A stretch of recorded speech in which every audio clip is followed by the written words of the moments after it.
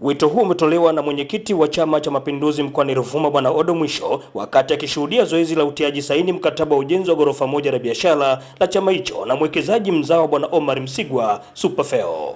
Tuna viwanja vingi vya kuwekeza katika wilaya mbalimbali, kata mbalimbali za mkoa wa Ruvuma. Uwekezaji huu unaweza kuleta tija kati ya Chama cha Mapinduzi na mwekezaji. Kwa hiyo tunawakaribisha wawekezaji wa ndani na nje ya mkoa. Tuhamasishe wananchi wawekeze katika eneo hili.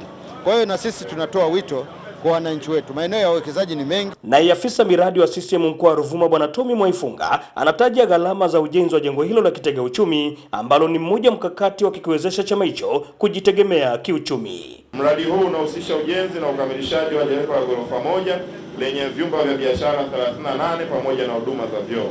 Thamani ya mradi huu hadi kukamilika kwake ni kiasi cha shilingi milioni 564,780,150. Chama kinapokuwa na uchumi imara kina uwezo mkubwa wa kutekeleza majukumu yake, kuendeleza shughuli zake kwa ufanisi kwa kuwahudumia wanachama wake na kushiriki kikamilifu katika maendeleo ya jamii bila ya kutegemea misaada ya mtu yoyote. Miradi hii inachangia kupendezesha mji wetu wa Songea.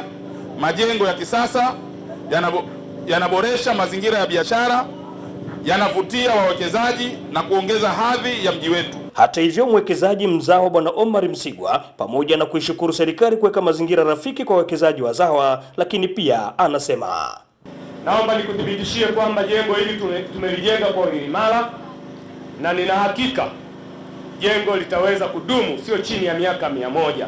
Naomba nikuhakikishie kwamba tutaendelea kutunza huu mradi kwa kuwa tunaamini ni mradi stahiki na Chama cha Mapinduzi kitaendelea kupata mapato yake.